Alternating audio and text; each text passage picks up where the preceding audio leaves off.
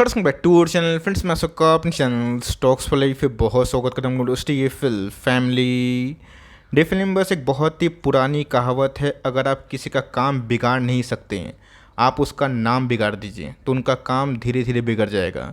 आपने देखा था कि बीच में गैस एक सीरीज़ बहुत ही पॉपुलर हुई थी जिसका नाम था स्कैम 1992 और ऑफ कोर्स उसमें हर्षद मेहता की जो लाइफ स्टोरी है उसको पोर्ट्रे की गई थी।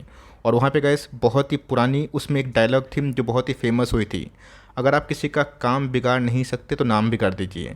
इंडिया की बात की जाए, हमारे देश की बात की जाए, इसकी तरक्की देख के ना दोस्तों विदेशी मुल्क की बात की जाए, हमारी पड़ोसी मुल्क की बात की जाए, बहुत लोग का जो पेट है ना वो दर्द होना स्टार्ट कर चुका है। इसका सबूत मैं आपको दूंगा। बिकॉज इंडिया की बात की जाए आज दोस्तों नज़र ना झुका के नहीं, नज़र मिला के बात करता है। और मैंने गैस अपने लाइफ में इंडियन जो स्टैंड्स हैं, चाहे वो सॉफ्ट पावर की बात की जाए, जियोपॉलिटिकल इवेंट्स की बात की जाए, जीडीपी की बात की जाए, चंद्रयान की बात की जाए, मेक इन इंडिया की बात की जाए, इतना सुपरहिट नहीं देखा था। तो इसी बीच में गैस विदेशी पावर हमारे भारतीय बाज़ार को गिराने की कोशिश करेंगे और उससे आप बिल्कुल भी डरिएगा मत। बिकॉज इसके पीछे कुछ वजह है और कुछ रिपोर्ट है। तो फटाफट मैं अपनी अनबायस्ड कमेंट्री एज़ यूजुअल ज़रूर सामने रखूँगा। बिकॉज बहुत लोग रिक्वेस्ट भी कर रहे थे, हम चैनल फर्स्ट टाइम होंगे सब्सक्राइब कर सकते हैं इस तरह की क्वालिटी कंटेंट को सबसे पहले एक्सेस करने के लिए। नाउ विदाउट लिंग फॉर टाइम लेट्स बिगिन। आप स्क्रीन पे एक महाशय को देख रहे होंगे, इनका नाम है जॉर्ज सोरोस। अब जिनको इनके बारे में पता है अच्छी बात है, जिनको नहीं पता है मैं बता दूं, ये बहुत ही पॉपुलर शॉर्ट सेलर में आते हैं। अब बोलेंगे, बहुत लोग पूछेंगे कमेंट बॉक्स में से कि शॉर्ट सेलिंग क्या होती है। शॉर्ट का मतलब कि बाज़ार को गिरा के, शेयर को गिरा के अपना मुनाफा करने वालों को शॉर्ट सेलर बोलते हैं। आप सबको अच्छे से पता है कि मार्केट में एक बुल प्लेयर होते हैं और एक बेयर प्लेयर होते हैं। बुल की बात की जाए बाज़ार को भगा के पैसा कमाते हैं और बेयर्स की बात की जाए बाज़ार को गिरा के। ये गैस उनमें से एक होते हैं। आपने देखा कि हाल फिलहाल में ही माइकल बरी की एक बड़ी अपडेट आई थी जहाँ पे उन्होंने यूएस मार्केट को शॉर्ट करने का प्लान किया, कर भी दिया होगा।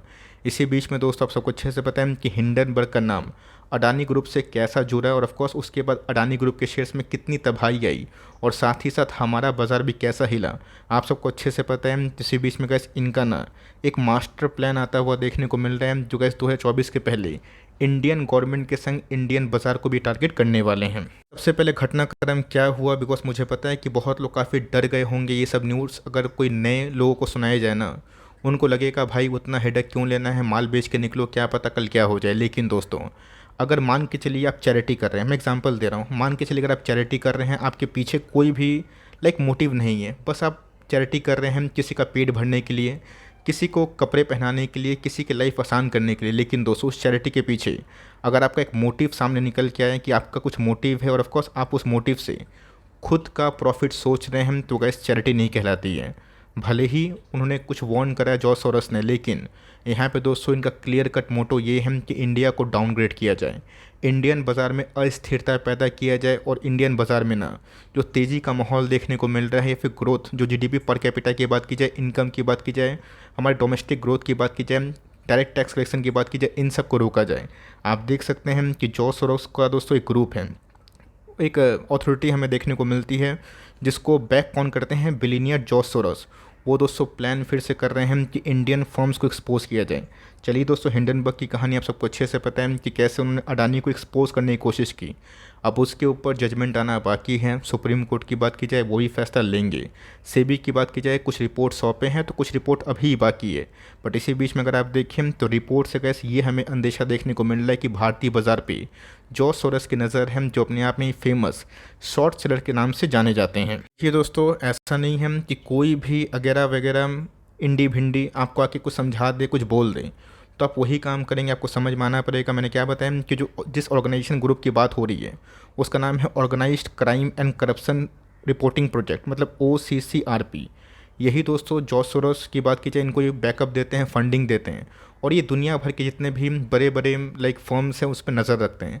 अगर कुछ में इरेगुलरिटीज़ होती हैं, कुछ भी करप्शन की न्यूज़ हमें देखने को मिलती है, ये इसको एक्सपोज करते हैं। तो ध्यान रखिएगा, ना ये पुलिस है, ना ही कोई नेता है, ना कोई मंत्री है, ना हमारे देश के आदमी हैं। तो सिंपल सी बात है, इनकी जो ऑब्जेक्टिव है हम लोग को वो समझना है और साथ ही साथ यस हमारे पास सेबी है।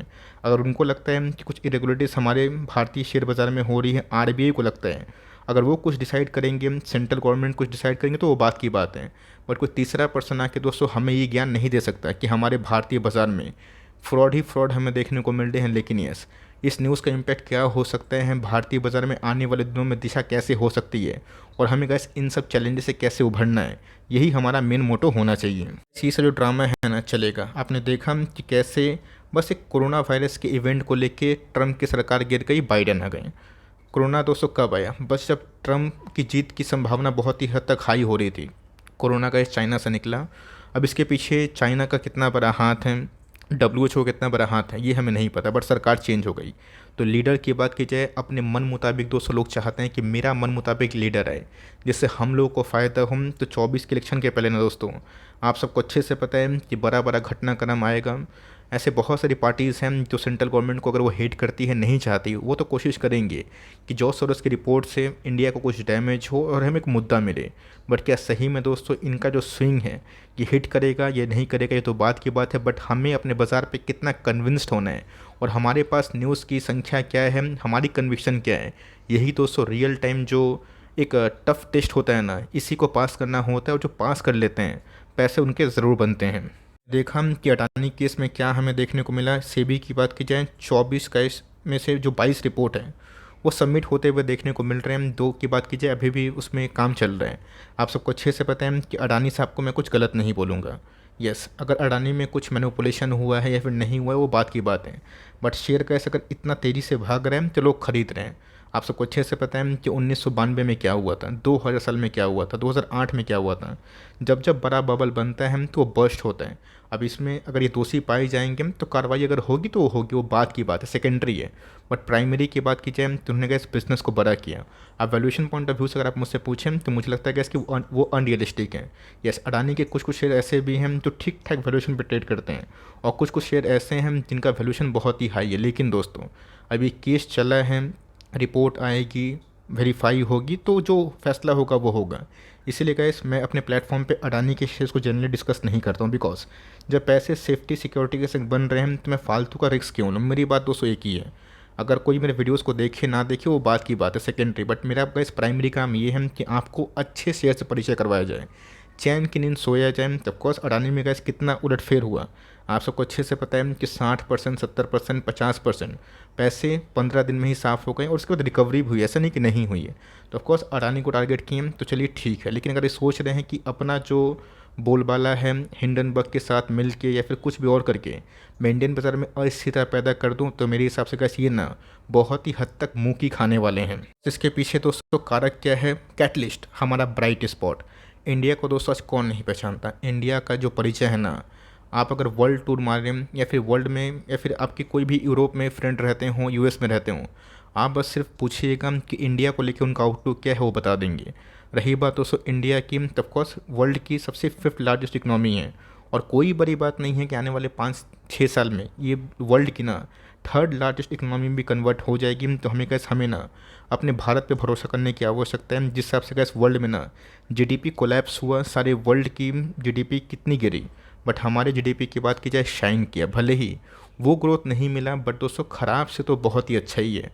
रही बात 7% के आसपास जीडीपी, जहाँ पे हमने कोरोना से फतेह पाई। वर्ल्ड की बात की जाए, रशिया यूक्रेन के मैटर के बाद हम लोगों ने उधर भी कुछ डैमेज नहीं सहा। यस, थोड़ा मोड़ा तो गैस जो प्रेशर था इन्फ्लेशन, वो तो वर्ल्ड को फेस करना पड़ा, बट दोस्तों अभी भी वर्ल्ड ना सफ़र कर रहा है, उससे उभरा नहीं है। और उसमें गैस अगर इंडिया इतना तेज़ी से चमकेगा, ब्राइटली चमकेगा, तो फॉरेन निवेश तो आएगा। लेकिन यस, उस फॉरेन निवेश को देख के बहुत लोग के पेट में दर्द होता है, और ऑफकोर्स वो एक कोशिश करते हैं कि ये सब काम करें जहाँ पे किसी का काम अगर आप ख़राब नहीं कर पा रहे ना, उसका नाम ही ख़राब कर दें और अस्थिरता पैदा कर दें। निफ्टी की बात कीजिए, आप सबको अच्छे से पता है कि 19,265 के आसपास ट्रेड कर रही है, 700 पॉइंट के आसपास बड़ी करेक्शन हो चुकी है। अब गाइस ये मैं बहुत बड़ी करेक्शन नहीं मानता हूँ, बिकॉज मैंने क्या बताया कि अगर 2500 पॉइंट, 3000 पॉइंट निफ्टी एक तरफा भागेगा, तो मैं आपसे पूछना चाहता हूँ क्या निफ्टी डिजर्व नहीं करता 1000 पॉइंट के आसपास करेक्शन? ऑफ कोर्स करते हैं। अगर आप सोचते हैं कि करेक्शन हो ही ना, तो कैसे आप एक रॉन्ग प्लेस में है। गुड न्यूज़ आएगी तो स्टॉक मार्केट भागेगा, बैड न्यूज़ आएगी तो इम्पैक्ट भी होगा। बट उस न्यूज़ को वेरीफाई करना और समझना कि क्या सही में अडानी जो ग्रुप है, क्या वो भारत है? नहीं दोस्तों, अडानी ग्रुप भारत नहीं है। क्या अंबानी ग्रुप भारत है? नहीं। क्या टाटा ग्रुप भारत है? नहीं। भारत में ही सब है। तो भारत को दोस्त टारगेट करने से पहले ना उनको समझना पड़ेगा कि भारतीय जो ग्रोथ है वो अभी के टाइम ऐसी हो रही है कि वर्ल्ड मार्केट भी शॉक है। और निफ्टी गाइस जहाँ पे आउट परफॉर्म किया वर्ल्ड को, वहाँ पे तो गाइस जो शॉर्ट सेलर है अपने बेनिफिट के लिए कोशिश तो करेंगे कि कैसे ये सब बाज़ार में जो तेज़ी है उसको फीका किया जाए। उस मैं बहुत बार समझा चुका हूँ, भले ही रिपोर्ट कुछ भी आए, निफ्टी के पी की बात की जाए 22 है। मैं आपको 1000 बार बता चुका हूँ दोस्तों कि 18 से 22 का पीना एकदम अनुकूल है। ना आपको टेक्निकल आता है, फंडामेंटल आता है, कुछ नहीं आता है। बट अगर आपको निफ्टी का पी देखना आता है ना कि 18 से 22 के पी में अगर मैं निवेश करता हूँ लॉन्ग टर्म में, तो निफ्टी फेयरली वैल्यूड है। येस, Q4 के नंबर्स की बात की जाए वो बहुत ही अच्छे थे। Q1 के नंबर्स की बात की जाए फीके हैं बिकॉज इंटेंस रेट हाइक से। प्रोडक्शन की बात की जाए उसमें कमी है, बट पैट बढ़ा है बिकॉज ऑफ लो इन्फ्लेशन। तो ये गाइस समझना बहुत ही इंपॉर्टेंट है। बीच में तो गाइस निफ्टी 15,000 के आसपास भी आने की कोशिश की थी, क्या उधर से रिकवरी नहीं हुई? उस समय गाइस निफ्टी का पीना 19 के नीचे आया था और मैंने बहुत बार आप सबको वीडियो बना के इनकरेज किया था। साथ ही साथ दोस्तों हमारा ह्यूमंगस सक्सेस चंद्रयान 3, इसको देखने के बाद तो पेट में दर्द तो गाइस लाजमी सी बात है कि हम लोगों ने नहीं कर पाया वो चीज़, आपने कैसे कर दिया। तो चलो भाई, किसी का नाम ही ख़राब कर दो अगर काम नहीं ख़राब कर पा रहे हैं। तो मेरे हिसाब से गाइस अभी के टाइम ना गवर्नमेंट मजबूत है, स्टेबल है, पॉलिसी मजबूत है, इंडिया का सॉफ्ट पावर, इंडिया का डोमिनेंस वर्ल्ड देख रहा हूँ। मैंने क्या बताया कि आपको अपने देश पे भरोसा करना पड़ेगा। यस, अगर ये सब रिपोर्ट पाकिस्तान जैसे कंट्री को लेके आती तो कंसर्न का मैटर होता। बट इंडिया में दोस्तों अगर फॉरेनर्स भरोसा कर रहे हैं, अब ऐसा नहीं है कि एफ की सेलिंग से आपको फटाक से निर्णय ले लेना है कि भाई एफ बेच दिए इतना माल, तो मैं क्या करूं, एफ को भरोसा क्यों नहीं है? तो पहले कैसे आपको अपने आप पे भरोसा करना पड़ेगा, अपने देश पे, फिर एफ आएंगे। आज एफ आए थे, फिर थोड़ा सा माल बेचे हैं, उनकी वैल्यूएशन कंफर्ट जोन पे आएगा बाजार तो फिर खरीदेंगे। बट ये सब न्यूज़ से कैसे मुझे तो कोई घबराहट नहीं होती, उल्टा मुझे मौके का तलाश रहता है। आपका क्या व्यू है बताइएगा ज़रूर। यस, और देखना बनता है कि अगर ये दावे के संग बोल रहे हैं कि 24 के पहले किसी को एक्सपोज करेंगे, तो मैं भी इधर हूँ, वो भी उधर है, और आप सब भी इधर हैं। देख लेंगे कि किन को एक्सपोज करें। लेकिन यस, अगर आपकी प्रोमोटर होल्डिंग वाली कंपनी अच्छी है, लॉयल प्रमोटर है, अच्छी बैलेंस शीट वाली कंपनी है, अच्छी अर्निंग्स पेश करी, डरिएगा मत।